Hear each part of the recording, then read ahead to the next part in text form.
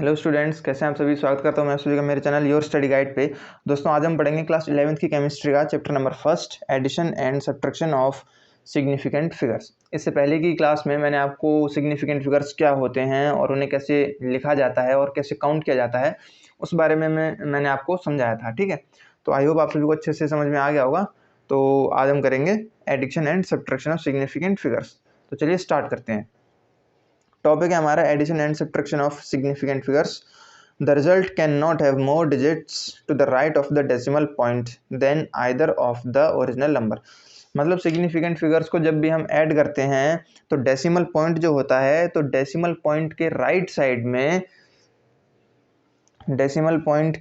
Side में ज़्यादा digits नहीं हो सकती हैं ओरिजिनल नंबर से। ठीक है, जैसे ये हमारा डेसिमल पॉइंट है, ये इसकी राइट साइड है ना, और ये हमारा 31 है ना। इधर 2 डिजिट्स हैं और इधर हमारा 122, मतलब 122 पॉइंट के बाद कभी नंबर्स को एक साथ नहीं पढ़ते। Here 18.0 has only one digit after the decimal point and the result should be reported only up to one digit after the decimal point which is 31.1।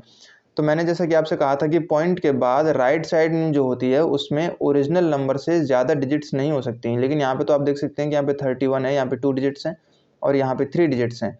तो ये हमारा काउंट नहीं किया जाएगा, पॉइंट के बाद सिर्फ एक डिजिट तक ही काउंट किया जाता है। ठीक है, तो यहाँ पे हमारी टू डिजिट्स हैं और यहाँ पे हमारी 1 है, तो इसका आंसर हो जाएगा 31.1।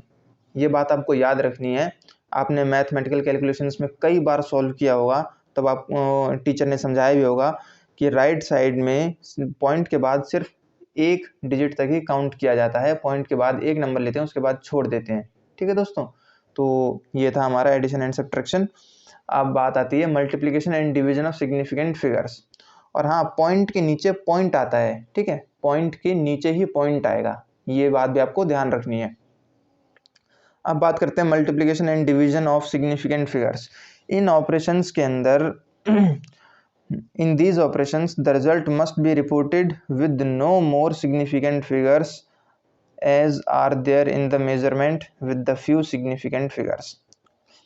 इसमें भी पॉइंट के नीचे पॉइंट ही आता है। जब आप 2.5 को 1.25 से मल्टीप्लाई करेंगे तो 3.125 इसका आंसर आएगा। ठीक है दोस्तों, since 2.5 has two significant figures, जैसे कि अभी मैंने आपको बताया था 2.5 है, तो 2.5 के पास 2 सिग्निफिकेंट फिगर्स हैं, इसलिए उसका रिजल्ट जो है वो 2 सिग्निफिकेंट फिगर से ज़्यादा नहीं होगा। ठीक है, while limiting the result to the required number of significant figures as done in the above mathematical operation, one has to keep in mind the following points of rounding off the numbers.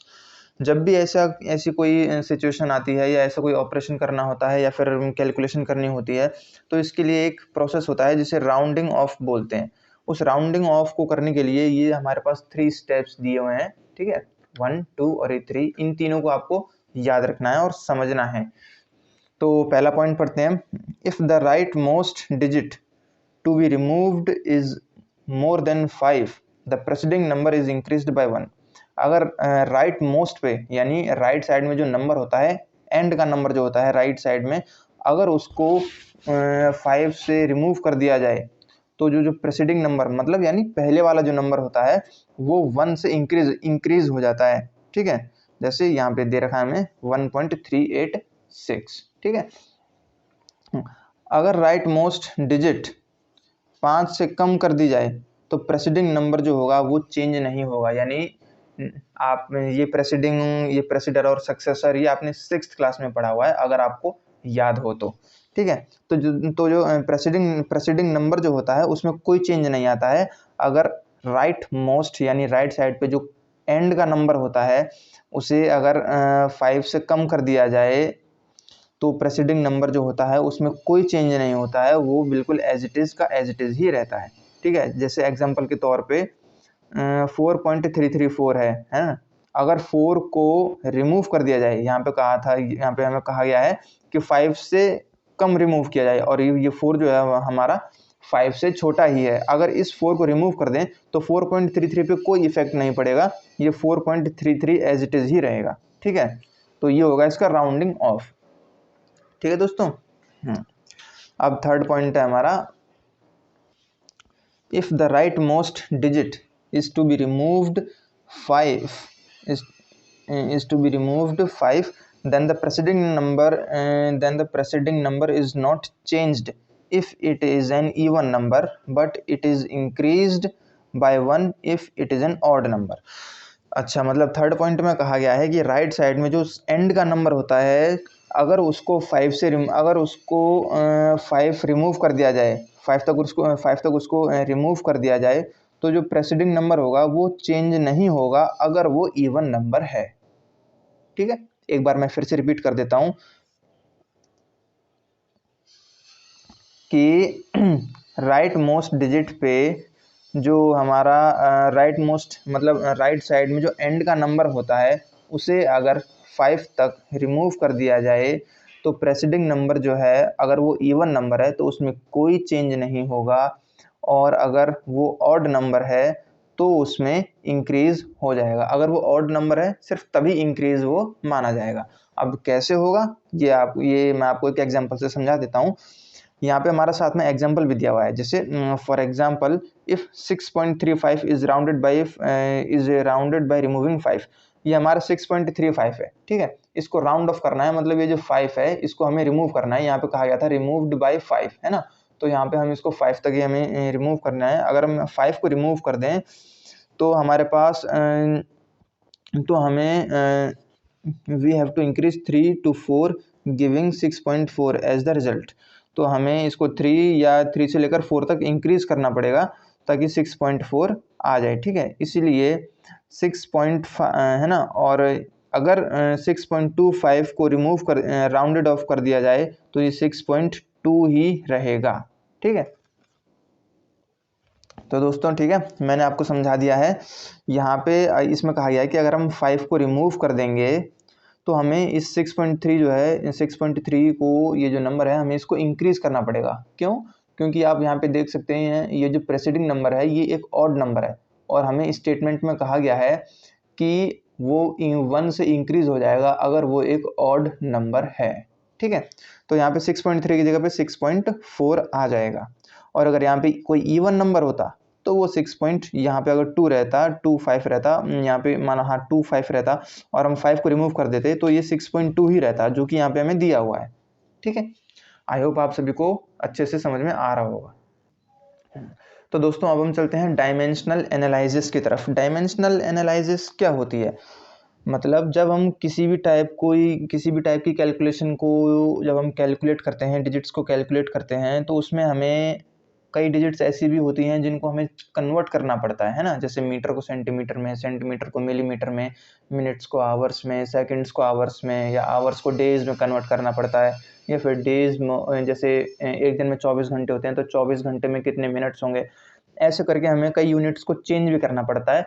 तो इसको हम 3 नामों से जानते हैं।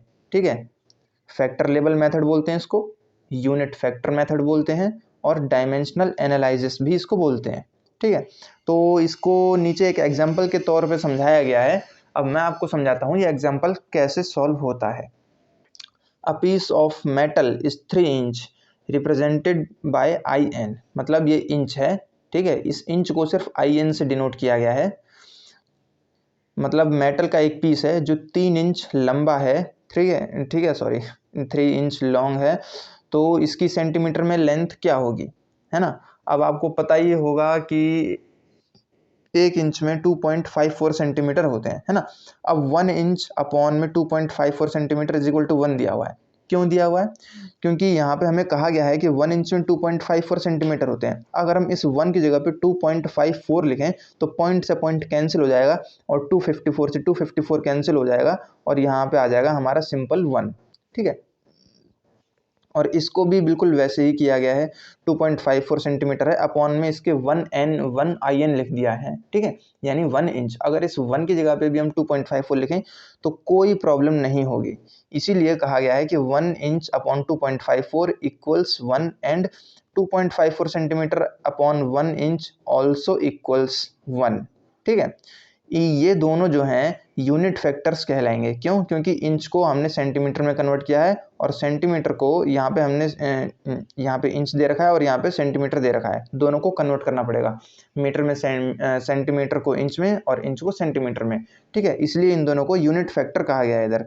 अगर कोई भी नंबर, मतलब अगर कोई नंबर इन यूनिट फैक्टर से मल्टीप्लाई किया जाएगा तो इस पे कोई भी असर नहीं होगा, ये एज इट इज ही रहेगा।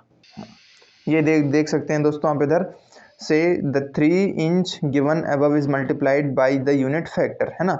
ये 3 इंच दे रखा है हमें और हमें इसको 2.54 अपॉन 1 से मल्टीप्लाई करना है, तो हम इसको मल्टीप्लाई करेंगे तो 7.62 सेंटीमीटर आ जाएगा। अब ये यूनिट, ठीक है, now the unit factor by which multiplication is to be done is that unit factor 2.54 centimeter upon 1 inch in the above case, which gives the desired units. That is, the numerator should have that part which is required in the desired result.